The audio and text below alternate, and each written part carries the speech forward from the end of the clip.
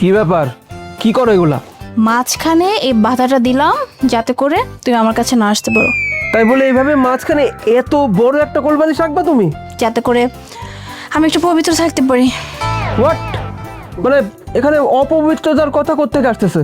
আমি তোমাকে টাচ করলে তুমি অপবিত্র হয়ে যাবা? হ্যাঁ, কেন তুমি জানো না? হ্যাঁ, যদি কোনো ছেলে মানুষ কোনো মেয়ে মানুষকে টাচ করে তাহলে ওই মেয়েটা অপবিত্র হয়ে যায়। আমি যে কোনো একটা ছেলে হয়ে গেলাম এখন? আমি তোমার হাজবেন্ড, আমি তোমাকে টাচ করবো, এটাই স্বাভাবিক। তো কি হয়েছে? তুমি আমার হাজবেন্ড, তো কি হয়েছে? তুমি তো পুরুষ, তাই না? আর আমি তো মেয়ে। তো তুমি যদি পুরুষ মানুষ হয়ে আমাকে টাচ করো, আমি অপবিত্র হব না? আর এর জন্যই এই বাধাটা থাকবে, মানে মাঝখানে তোমার আর আমার কোলবালিশটা থাকবে, যাতে করে তুমি আমার কাছে না আসতে পারো আর আমি পবিত্র থাকতে পারি। মানে তুমি বলতে চাচ্ছ যে আমি তোমাকে টাচ করলে তুমি অপবিত্র হয়ে যাবে, রাইট? বুঝতে পেরেছি।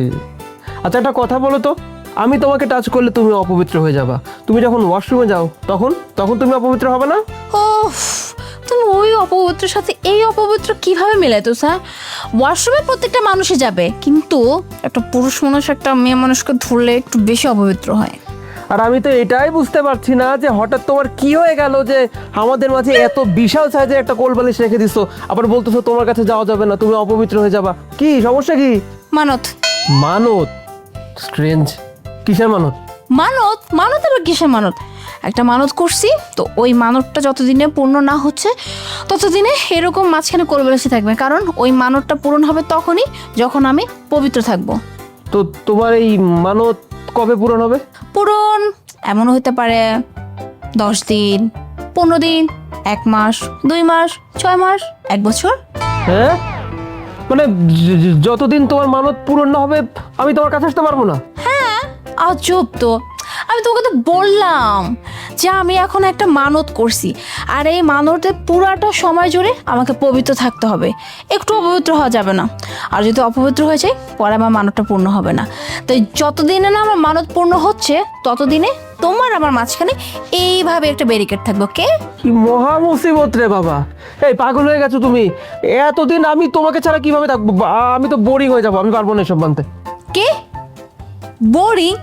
তার মানে আমি তোমার কাছে শুধু টাইম পাস করার জিনিস, তাই না? না না, তুমি টাইম পাসের জিনিসটা, কিন্তু আমি এসব মানত মানতে পারবো না। সরো। বলছি না আমি অপবিত্র হতে পারবো না? তুমি আমাকে ছুঁইলে আমি অপবিত্র হয়ে যাব, কেন বুঝতেছো না? হ্যাঁ, আমি বললাম না আমার কাছে মানতটা অনেক ইম্পর্টেন্ট, তো আমাকে পবিত্র থাকতে হবে। ডিস্টার্ব করে দাও, ঘুমাইতে দাও। হায় রে মানত রে, কোন মহা মুসিবতে ফেসে গেলাম। এখানে কিছুই করার নাই, আমি যেহেতু মানত ধরছি আমার মানতটা পূরণ করতে হবে, আর এর জন্য আমার যতদিন লাগে তোমার থেকে দূরে থাকতে হবে, দূরে থাকবো। আচ্ছা মানতটা করছো কি নিয়ে বলো তো? আমার সিলিন্ডার সিলিন্ডার নিয়ে না? হোয়াট? সিলিন্ডার? সাজিদ, কেউ সিলিন্ডার মানত করে নাকি? তো এক কথা, যদি সিলিন্ডার নিয়ে না করে থাকো, আচ্ছা তাহলে কি নিয়ে করছো? আমি না কিছু বুঝতেছি না।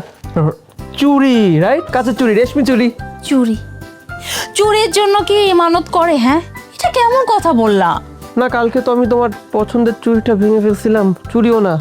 তাহলে কি, যদি চুরি না হয় সোনার হার? সোনার হার, রাইট? না, কোনো চুরি না, সিলিন্ডার না, কোনো দামি সোনা গয়না কিচ্ছু না, বুঝছো? এবার প্লিজ ডিস্টার্ব করো, তো ঘুমাইতে দাও। তো মহা মুসিবত, সোনার হার যদি না হয় থালা বাসন? সাজিদ, মানে আমি বুঝলাম না, এই হাড়ি পাতিলের জন্য আমাকে মানত করে? অবশ্য করে, তোমার আপনজন মানুষ কিছু আছে তারা এসব করে। এখানে আমার আপনজন আবার করতে গেল? তোমার বাড়ির মানুষজন, তারা তো একটা প্লেট কেনার জন্য মানত করে, তার একটা ফুল কেনার জন্য মানত করে, একটা শাড়ি কেনার জন্য মানত করে, বুঝছো? ও, তা অবশ্য ঠিক। ইয়া, টিভি, ফ্রিজ, ওয়াশিং মেশিন, গাড়ি, কি মানত কি নিয়ে করছো সেটা তো বলবা। বাচ্চা। হ্যাঁ? বাচ্চা? বাচ্চার জন্য মানত করছো তুমি? হ্যাঁ, বাচ্চার জন্য মানত করছি, বুঝছো? তো বাচ্চাটা হবে কিভাবে? তুমি তো চাচ্ছ না তোমার শরীরকে অপবিত্র করতে, এখন বাচ্চা তো হয় অপবিত্রতার মধ্য দিয়ে, নাকি? কি বলতেছে এগুলা সাজিদ? আমি বুঝলাম না, বাচ্চা কেন অপবিত্রের মধ্যে হবে? আরে বোকা রে, তোমার আমি যদি টাচ না করি, তোমার কাছেই যদি না যাই, তাহলে বাচ্চাটা হবে কোত্থেকে? আকাশ থেকে আসবে? এই বাচ্চা এভাবে জন্ম নিবে। হ্যাঁ, বাচ্চা এমনিতেই হবে। মানে এমন ভাবে কথা বলতেছো মনে হচ্ছে মানুষ নিজে থেকে এসে তোমার পেটে বাচ্চা দিয়ে যাবে, তাই না? আরে বাবা, বাচ্চা তো আমার পেটে হবেই না, তাহলে এগুলো নিয়ে কেন আমাকে ভাবতে হবে? তুমি মনে হচ্ছে আসলে পাগল হয়ে গেছে। আল্লাহ, তোমার পেটে বাচ্চা হবে না তো কার পেটে হবে? কার জন্য মানত করছো? বাচ্চা হচ্ছে আমার ভাই আর ভাবির। হ্যাঁ আল্লাহ, আমি কই যাবো? আল্লাহ, তোমার ভাই আর বাচ্চা হয় না, ভাবির বাচ্চা হয় না, তার জন্য তুমি মানত করছো। সেই মানত পূরণ রাখার জন্য আমি তোমার কাছে যেতে পারবো না? অফকোর্স, আমার ভাই ভাবি আমার কাছে অনেক ইম্পর্টেন্ট। তাদের একটা বাচ্চা নাই, তাদের বাচ্চা লাগবে। যত জলদি হোক ভাই আর ভাবির বাচ্চা লাগবেই। আর এর জন্য আমার যত যা কিছু করতে হয় করবো, বুঝছো? বাচ্চা লাগবে মানে লাগবে। ইম্পসিবল। কতদিন লাগবে? 1 বছর, 10 বছর, 5 বছর? ততদিন আমি তোমার কাছে আসবো না, অসম্ভব। এই সরাও। এই খবরদার, একদম না। যেটা বলছি তাই হবে। আমার মানত পূর্ণ হবে, তারপর তুমি আমার কাছে আসবে, তার আগে না। ঠিক আছে, আমিও মানত করলাম। যাও, আমি থাইল্যান্ডে যাব। কত কিউট কিউট মেয়ে, পশা, বডি ব্যাসেস, আরো কত কিছু করবো। কি বললা তুমি? হ্যাঁ, তুমি থাইল্যান্ড যাবা? আরে তুমি থাইল্যান্ড যাবা? হ্যাঁ, তোর কত বড় সাহস, তুমি আমাকে রেখে থাইল্যান্ড যাবা? তুমি যদি মানত পূরণ করার জন্য তোমার কাছে যেতে না দাও, আমি কি করব? আমার একটা ডিমান্ড আছে না? মেয়েগুলো কত কিউট থাইল্যান্ডের। জোস। থাইল্যান্ড যাবা? না, আরে না, আমি ফান করছি। সরি সরি, তুমি ছাড়া অন্য কোনো মেয়ের দিকে তো আমি তাকাবো না।